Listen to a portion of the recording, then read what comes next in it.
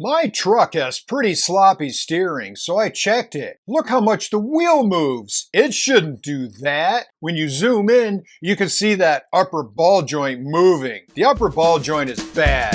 This should be about a 30-minute job. So why did it take over a week?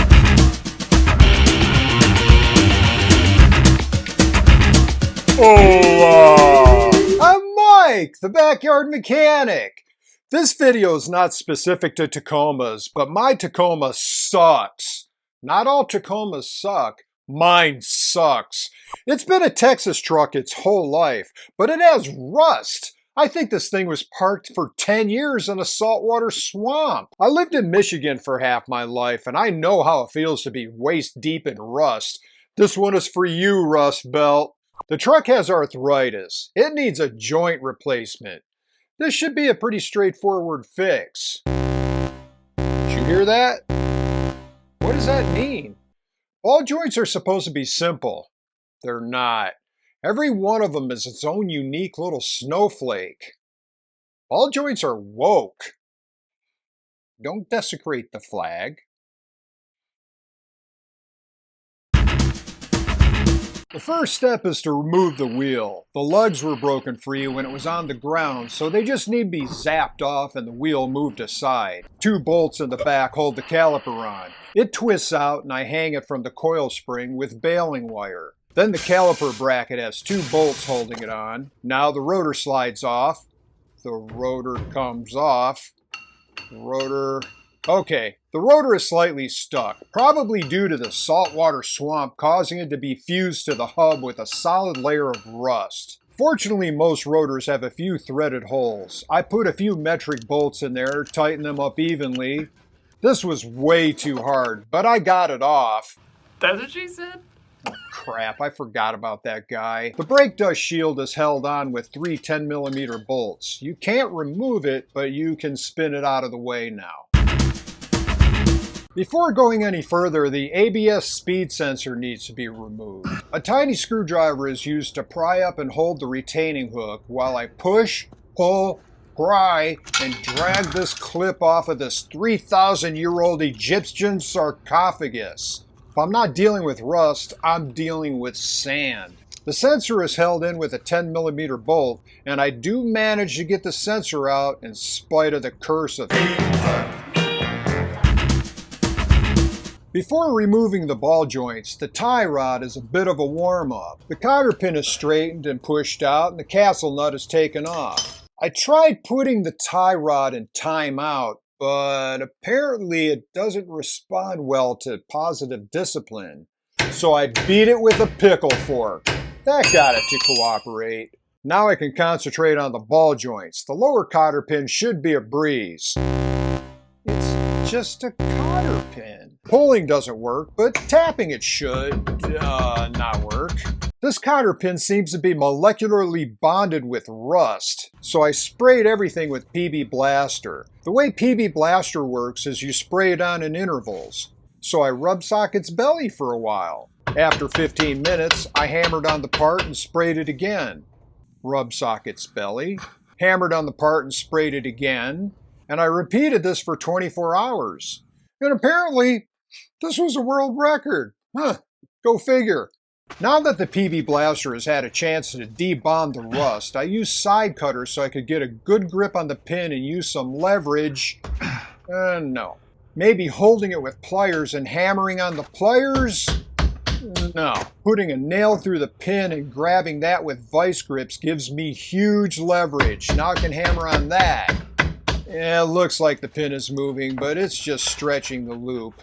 You know what they say, when in doubt, drill it out. A 1/8 drill bit ended up taking care of this problem pretty quickly. Now all I have to do is crack the nut free. That shouldn't be a problem. Oh crap. The breaker bar didn't work.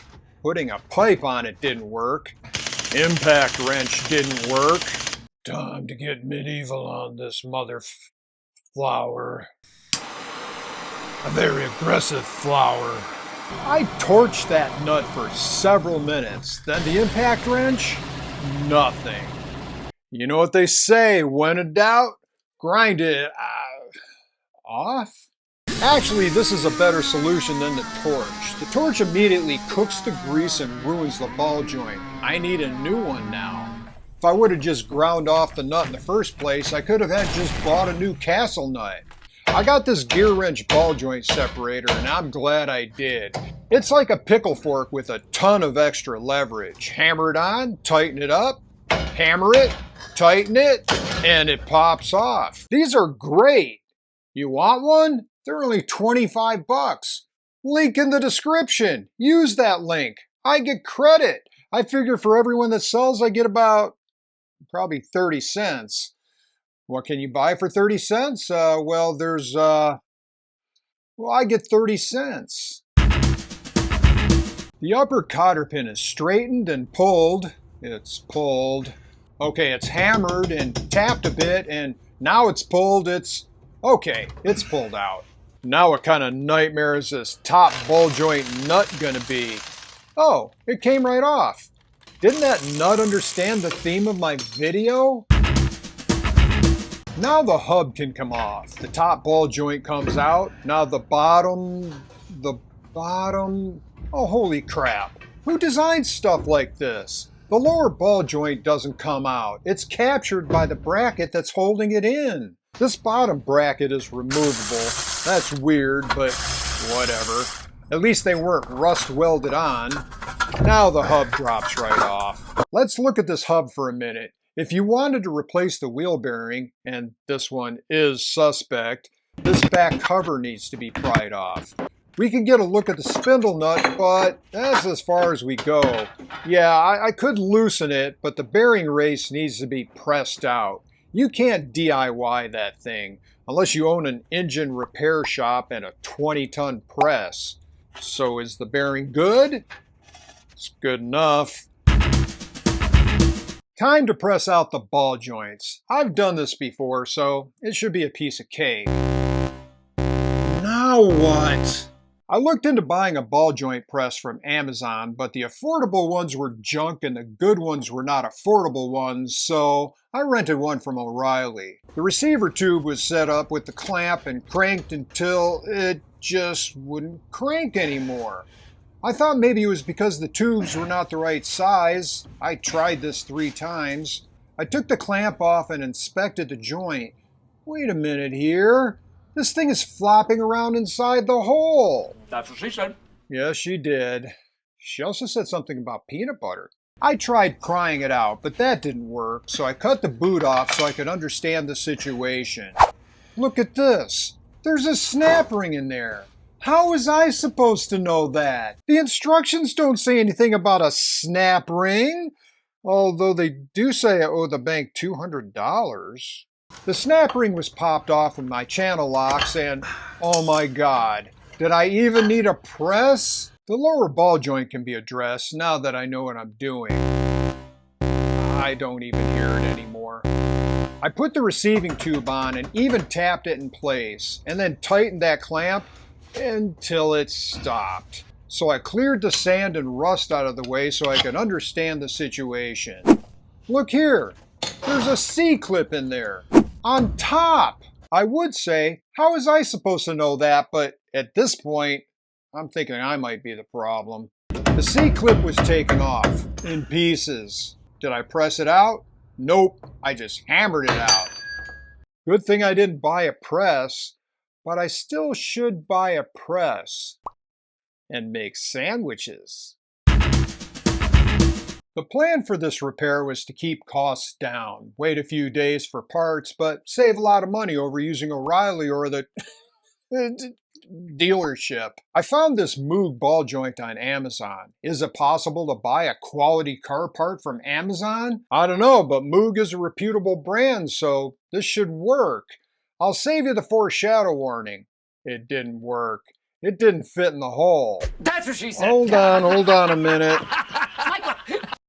The new part just dropped in the control arm bore. I thought I had yet another wrong part from Amazon until I realized the old part just drops in the bore. What is going on? I consulted the instructions and found out that, you can collect rent while you're in jail. I also found out that This upper ball joint isn't a separate part, it's part of the control arm. So if this goes bad, you're buying the whole thing. It's really hard to find a part for a Tacoma 5 lug.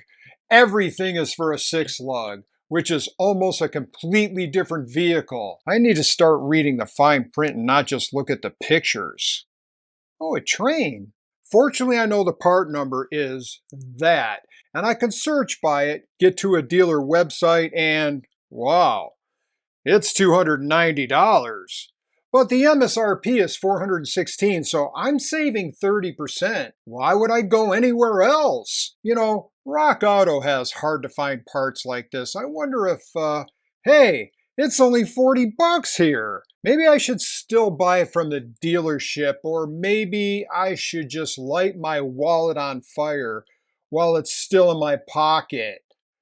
How do I know it's my wallet? It says Bad Mother Flowers on it. So the Moog ball joint was returned to Amazon and the control arm was ordered from Rock Auto. I waited 3 days, got the new part, took off the old part, which only had 2 bolts left at this point, and oh crap, I ordered the wrong side. Now, I love Rock Auto, but where on the detail page does it show you which side this is for? I'll save you the time. It doesn't. It's on the previous page, very clearly marked. For those who have eyes like microscopes, know your audience, Rock Auto. The part was boxed back up and returned for a refund, minus my cost for shipping. The right part was ordered, or should I say the left part. Waited 3 days and, thank God, the correct part. The new control arm doesn't have a mounting hole for the ABS sensor bracket, so I drilled a few holes to use a small bolt and nut. With the arm pushed into the brackets, I started the bolts by hand and just snugged them down with my power ratchet. Do not torque the arm down yet. The truck needs to be on the ground so the bushing rotation is on center. From the top ball joint, I hung the hub and threaded the nut on, tightening it up and torqued it. The new part comes with a lock nut, so no cotter pin is required. Using the rental tool this one time only, the bottom ball joint is pressed into place. Next up is the bottom hub bracket. To get the mounting holes to line up, the ball joint had to be repositioned and worked around a bit. Bolts go in and get torqued down. Castle nut gets tightened, then turned to line up with the cotter pin hole, and the pin goes in. Tie rod gets popped in, tightened down, and the cotter pin installed. ABS bracket goes on, although I wish I had a longer bolt. Oh well. After a bit of dielectric grease, the ABS sensor slides into place and the hold down bolt gets tightened. Connector gets cleaned up, greased, and snapped on. All wires clip back into place. Brake shield gets screwed back on. Next, the caliper bracket is lined up, bolts inserted and tightened down, only to see that the rotor needs to go on first, so the bolts are removed and the bracket is removed. To keep the rotor from welding to the hub again, they were both wire brushed, and then the inside of the rotor was coated with some anti-seize that smelled really bad. No, you don't smell bad. Now the caliper bracket is bolted down. The brake pads were greased up and pushed into their holding clips. After compressing the piston, the caliper is placed in position and bolted on. Now the wheel is put on and the lugs tightened up. And I remembered to torque my nuts this time. Finally, I crawled under the truck and torqued down the control arms. It's a truck, so access wasn't too bad.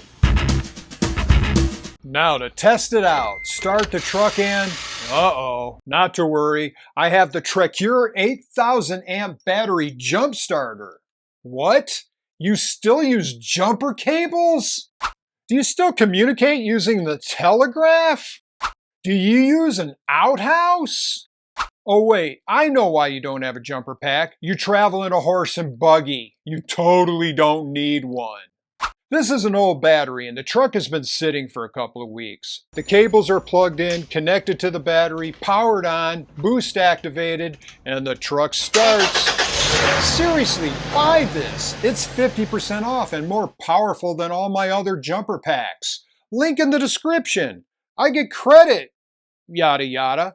The truck feels noticeably better. The steering is tighter and not so sloppy. I don't like sloppy. Okay. I am sloppy, but I didn't say I liked it. I had done ball joints before, including in the Rust Belt. I did a little research, and my situation, or more specifically the Tacoma's, was not that unusual. Basically, all ball joints are different. Some are removed upward, some are removed downward, some have snap rings, some have C-clips, some don't have any, and apparently some must come pre-installed on a control arm. If you're doing ball joints, don't assume anything. Not the tool, not the design, not even the part you ordered. Oh, I know what that one's for. You're gonna like this video! Have you run into strange ball joint designs? Been perplexed by a pickle fork? Found cotter pins and castle nuts a conundrum? Leave a comment!